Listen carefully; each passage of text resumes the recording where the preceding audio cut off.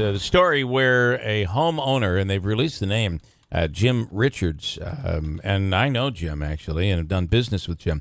Jim Richards was the homeowner. Someone came into his house with a gun. We're learning more as, of course, by now we all know that Mr. Richards shot and killed the invader who was found out in the driveway. On the line right now is Francis Coots from New York State Police. Good morning, sir.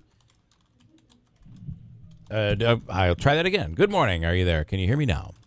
I feel like I'm in the middle of one of those cell phone commercials. Can you hear me now? Good morning. Good morning. So, good morning, Francis. What do we know on this issue? I know the announcement has come on the name of the homeowner, but at this point, we're still not releasing or don't know the name of the 19-year-old. We have to remember the Ilion Police Department's investigating it, so they'll release it when they think it's appropriate. Got it. And also, you have to remind your reviewers, too, that this is an ongoing investigation. Right. We certainly have one deceased person, and we have a victim. And we certainly don't want to compromise any type of the investigation that's ongoing. And I know that speaking with Mr. Carpenter, he's going to be making his decisions as soon as all the facts come into him. Got it. Okay, that makes sense. Is there anything, though, we can say? I mean, in this day and age, social media has information instantly, and sometimes it's very incorrect information. But the one thing we do know, I personally know this man, and he survived, of course, but was slightly injured in the attack. But I know what he does for a living. And did the break-in? Does it seem that the break-in had something to do? Was he targeted because of his job? We're certainly looking at that, but yeah. Do we know that right now? I think it's just a little bit too premature to say why this. Because again, the alleged perpetrator is certainly not talking, and we have to go back to see what his frame of mind was before all of this took place. Was it something that he's driving down the road and did it, or is it something that was planned? We just don't was know he yet. Scoping? Was he really following the patterns? And Right. Whether we know that or not, there is a lesson to be learned today, and that is if you're dealing with money and you do things and there's a pattern, it's probably a good idea to, on a regular basis, switch up that pattern. Is there any advice you could give to people? I think that's the biggest thing, and that's a really good point that you made, Bill, is don't ever get into a set pattern.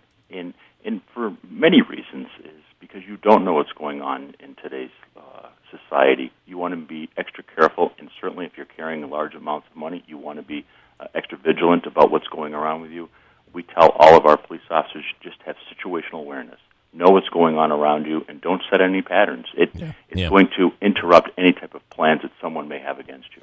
Do you know, Major Coots, or can you say at this point whether it was one intruder or multiple?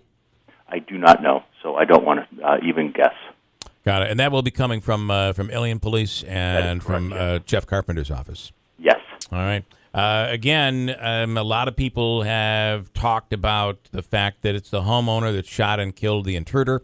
Now that we want to give people, encourage people to say, hey, somebody's breaking into your house, shoot and kill them, there are laws around that. Can you talk about that? What rights a homeowner has out there when they have a situation like this?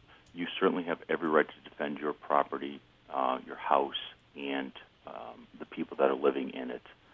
However, there is no bigger decision you'll make in your life than using deadly physical force against someone.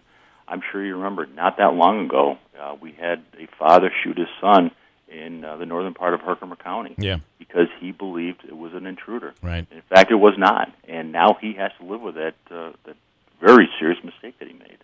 All right, Major Coots, thanks so much for coming on here this morning. New York State Police will follow this through the weekend.